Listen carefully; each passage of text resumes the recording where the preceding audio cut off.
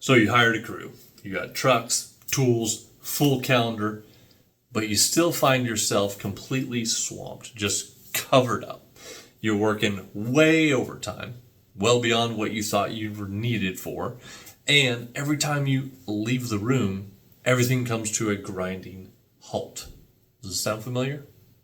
Well, I used to work with an owner that had this very same problem that we needed to tackle. What I just explained is what he was feeling. He hired on 7 people, and he thought to himself that by hiring these people on, that would take a lot of the workload off of him. And what it ended up doing was not that whatsoever. He felt there was more work to be done, or had more stacked on his plate than when he had hired the 7 people to help him out. And he did not know what was going on. He was extremely frustrated. He was burnt out completely. And the problem was he had built a team, but he didn't build a system. And the system is really where you're able to separate yourself away from what it is that's consuming your time. So I've mentioned it before, and I'll say it again. People don't make things easier. If anything, they make it more complicated. You have to apply a system and put it to use to actually use people and actually have them work for you, rather than you working for them overdrive, just trying to make every decision for them. So what he didn't put in place was he had the team, but he didn't have any clear job roles. He didn't have any systems in place for communicating information. He didn't have anything to help take it from just being him kind of being the brain, and then just having employees of the whole company, so every decision had to go through him. He didn't have any of that in place. He just kind of thought it would be taken over.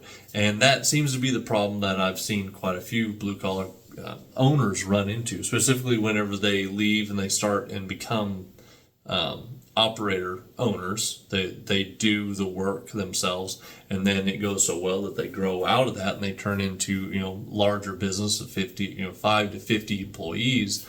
You're no longer able to have that mindset, and you can't keep it all just inside your own head. So what ends up happening is the assumption that because they think that way, the people they hire will also think that way. And that is not so much the case. They are probably high achievers, and that's why they started a business. They outgrew their other place or just weren't properly compensated, whatever it may be. But that's not 90% of employees out there or workers. It's going to be, you're just got 10% that are high performers, including your owner operators. And then when you grow out of that, just hiring more people won't solve that. You're not going to be able to hire more of you. Typically, especially when you're starting out, you probably couldn't afford someone that's equal to you. So you're going to get people that are of lower standard or lower capabilities and not so much driven. And yet again, it's not even their business, so they're not going to care as much as you do anyways. So once we kind of got talking, and this was the problem that he was having, we were able to tackle it and really start working through what it was that was going to be able to help him get some of his time back, just because hiring people wasn't the solution. It was part of it. You need people to be able to implement, but that wasn't the entire solution.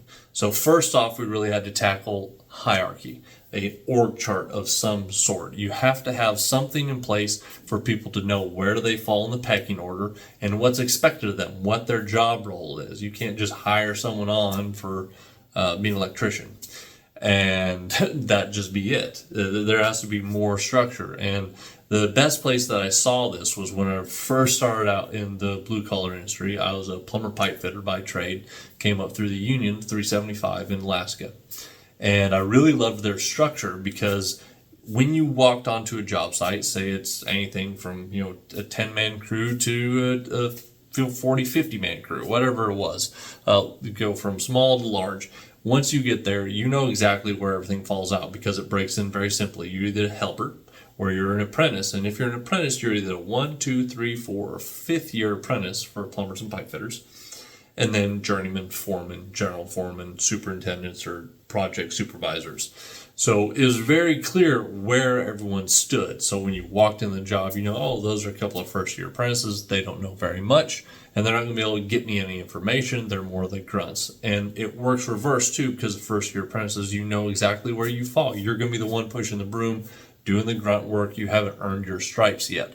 So it works two ways. And that's what we first set up was, what's the hierarchy here? What is the funnel that is going through? How is information being conveyed? How are decisions being made? How is how is the work being administered out? It can't be just you in charge of all this. Specifically, if you have multiple locations, and you can't be at all places at all times, and you definitely don't want all the people calling you at all times like, well, how do you do this, or what do you want to do here, or why is why is the material not here, all these things. So that was the first thing, was building an org chart. And the reason why that helps is once they know what their role is, you can also kind of see holes in where maybe some places are missing that you need to fill in. So just because you want to replace a lot of the responsibilities on your plate doesn't mean you exactly hired if you didn't hire with intent, let's say, you'll be able to find the holes where you need to hire. Say you needed an administrative assistant that you didn't think about. You're like, oh, I just needed a couple of guys to be able to do this work.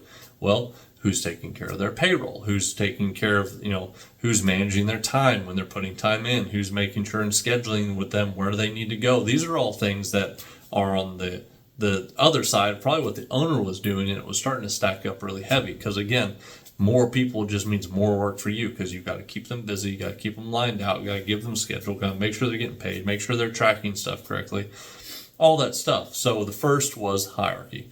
Second, we've talked about in the past, I'm going to bring up again, was setting out structure for information to be conveyed whenever a job is received.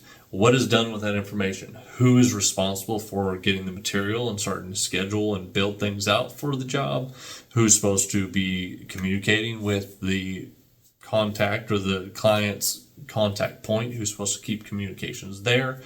How is the installer going to go if you're doing install work or fabrication, if it's fab work? Whatever your job is, what are you doing, and who's handling each portion of it, from you received a job to it's going out the door, you're going to install it, it's being shipped, whatever it is, how is that being handled? And without a structure in place and people aren't designated in what they're supposed to be doing, there's not going to be any less, or more, I should say, taken off your plate, any less responsibility on you, because you're still the bottleneck. It's still all on you to make every single decision. So setting up systems, once you have the people in the positions they need, you need the systems in place for this is how this will be handled, this is how it's going to be done. When you get this, you're going to do this, and start really building out and fleshing out the systems for what they need to do every step of the way. And that's very important too. So not only are you going to hire, you're going to give them a title. And the title's not important, but it is important when it's getting people to understand where they fall at in the middle of all this. And once they have their title, then they're going to know their realm of influence, their responsibility. And then inside of that, you have to build out what their responsibility is, because they're not going to intuitively know it like you were when you first started out as an owner-operator or a high achiever. Most probably they're going to need guidance on, okay, this is what you need to do, this is what's in your job scope, but this is how I need you to do it and to fulfill it to my standard. So once we were able to get those in place for this owner, things really started to click. He wasn't doing crazy hours. He was able to remove himself from being the one to make every single decision to where it was delegated properly. And once that was done, a lot of his time was more freed up. He's able to dial back from 14, 15-hour days and drop back down into 8 or 9-hour days, and it was a much more reasonable, because that's the whole point of starting a business. You don't want to start a business just to be working overtime all the time. That's not the reason. Most people start businesses for freedom.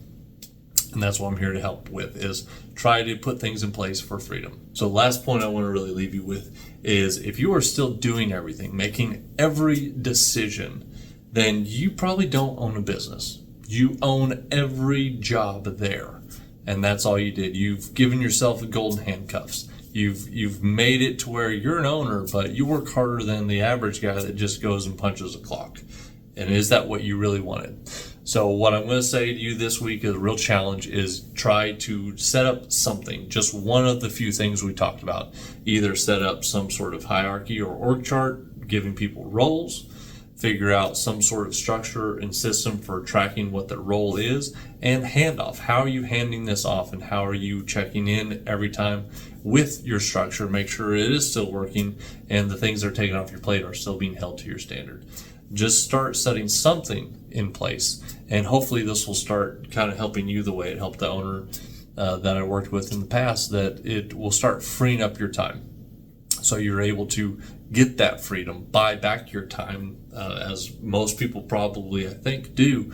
The reason why they started the business in the first place was to be able to buy back their own time. Don't let the business run you. You should run your business.